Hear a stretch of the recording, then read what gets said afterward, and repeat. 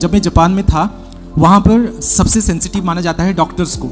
और आप हमारे भारत में देखिए जो सारे डॉक्टर्स हैं उनके ऊपर कोई कंट्रोल नहीं है। और कंट्रोल नहीं है इन द सेंस जैसे like I am into bio informatics system based artificial intelligence equip devices. आप जो रोबोटिक सर्जरीज वगैरह करते हैं उनके ब्रेन्स वगैरह हम डिज़ाइन करते हैं, उसका प्रोग्रामिंग्स हम बनाते हैं।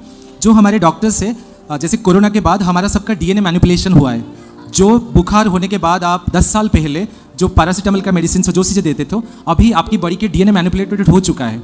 अभी डॉक्टर्स जो है they should upgrade their skills. तो जैसे फॉरेन कंट्रीज़ में होता है हर एक साल में डॉक्टर्स खुद को योग्य प्रूव करवाने के लिए सारे जो बायोलॉजिकल और डीएनए बेस्ड चेंजेस होता है उसके ऊपर रिसर्च करते हैं, इसीलिए वो डायरेक्ट और एग्जैक्ट रूट कॉज के ऊपर मेडिसिन दे पाते हैं। और that particular pattern is still not introduce in India.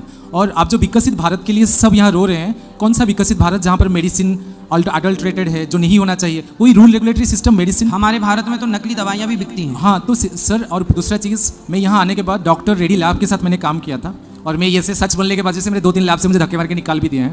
तो क्योंकि वो पैरासीटामोल आप जो ग्रहण करते हो कौन उसको डिसाइड करता है कि उसमें 30 इतनी ml की पैरासीटामोल है और उसे नहीं है। आपको पता है 10 पैरासीटामोल की जितने भी मेडिसिन होता है हम जो देते हैं उसमें से 5 डिफरेंट टाइप के परमाणु ये पाया जाता है, इसीलिए तो लोग मर भी जाते हैं इससे।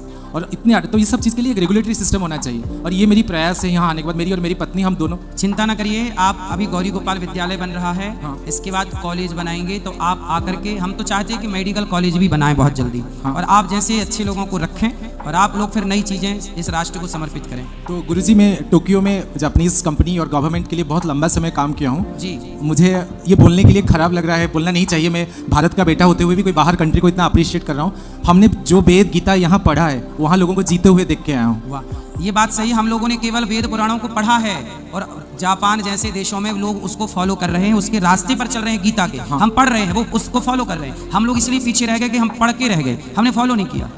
हमने कहा कि सत्य बोलो, पर सत्य बोला नहीं। सबको कहते रहे तुम बोलो तुम बोलो, सबको कहते रहे कि तुम धर्म पर चलो, चले नहीं, और वो चल पड़े तो वो आगे हो गए। हाँ जी। तो गुरुजी मेरा जितना भी मेरा 18 ईयर्स का एक्सपीरियंस है और मेरी पत्नी भी इसी चीज़ में, उन्होंने भी सारी चीज़ छोड़ के आए। अभी बहुत दिक्कतें हो रही है, आपको तो पता है। भारत आने के बाद सब बोलते तो हैं मगर जीने नहीं देते चीज़ों के लिए, कोई एक्सेप्ट ही नहीं करता। जहाँ जाते हैं बोलते हैं ओवर क्वालिफाइड है, और कभी कुछ नया कंसेप्ट देते हैं रिजेक्ट कर देते हैं। बार बार ऐसे मन करता है कि क्या है भारत में, क्या है ना, सब अधिकांश लोग चोर चोर मौसेरे भाई हैं। यदि कोई सच्चा व्यक्ति घुसता है तो उसे घुसने नहीं देते। हाँ। कि यार तुम सच खोल दोगे तो हमारे तो, क्योंकि वो उनकी आदत हो गई है चोरी करने की, भ्रष्टाचार करने की, मिलावट करने की चीज़ों में। अब वहाँ कोई सही व्यक्ति को ठहरने नहीं देते।